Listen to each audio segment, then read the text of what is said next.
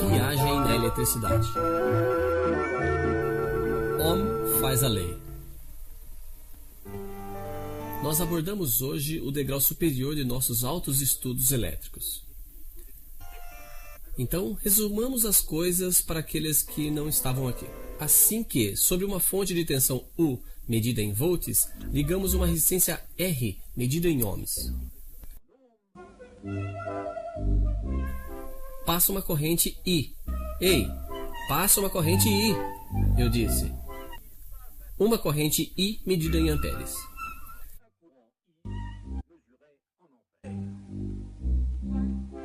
Ok, está certo. Sabemos bem que os elétrons vão do menos ao mais, mas o senhor que havia descoberto a eletricidade não conhecia ainda os elétrons.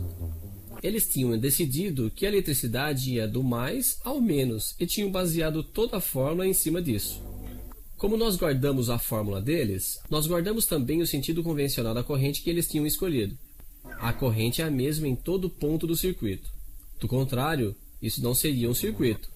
Mas essas três grandezas são excessivamente ligadas. Por exemplo, R é um fixo. Se U aumenta, I aumenta. Se U é fixo, quando R aumenta, nesse caso, I diminui. De forma que, em todo o circuito elementar, assim que um comete qualquer variação, calculamos facilmente a terceira.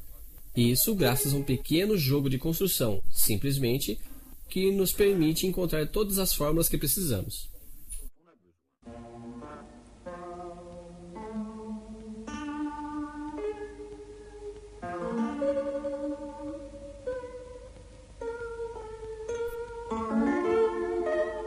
Mas isso é o beabá. Agora uma pequena colocação. Eu tenho um aparelho a transistor que funciona a 6 volts, mas o Sr. Volta tem somente pilhas de 1,5 volts para nos propor. Mas eu sei bem que empilhando 4 pilhas no sentido correto, eu terei meus 6 volts e minhas músicas. Eu fiz o que chamamos uma ligação série.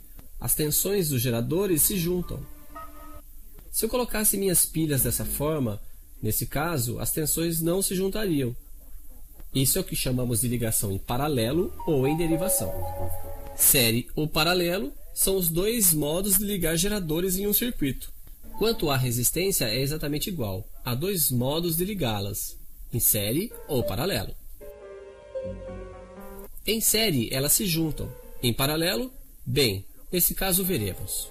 Duas resistências de 6 ohms, por exemplo, colocadas em séries em um circuito, dá um total de 12 ohms. E ainda sob 6 volts, passará uma corrente de meio ampere ou 500 miliamperes, se você preferir. Não vale a pena acordar o Sr. Ampere para saber disso. Por outro lado, se o Sr. Volta vier medir a tensão em nosso circuito, ele encontrará 6 volts daqui até aqui, é evidente. Mas daqui até aqui, ele encontrará somente 3 volts. E os 3 que sobram, ele encontrará daqui até aqui. Moral da história: duas resistências iguais em série dividem a tensão por 2. Isso porque nosso truque continua valendo entre os dois pontos quaisquer de qualquer circuito. E as tensões nos terminais, como as chamamos, das duas resistências iguais, percorridas pela mesma corrente, são, evidentemente, iguais. E agora os paralelos? Se nossa resistência de 6 ohms em 6 volts deixa passar uma corrente de 1 ampere, é possível supor que duas resistências de 6 ohms em paralelo deixarão passar uma corrente de 2 amperes por elas duas. Dessa vez o Sr. Ampere pode vir nos confirmar. Em série, duas resistências iguais compartilham a tensão. Em paralelo, elas compartilham a corrente. E como nosso truque ainda continua válido, podemos calcular que as duas têm a mesma função, que é uma só resistência de 3 ohms. Assim, quando duas resistências iguais são colocadas em série, elas fazem uma resistência total de 2 vezes maior. Colocadas em paralelo, elas fazem uma resistência equivalente de 2 vezes menor.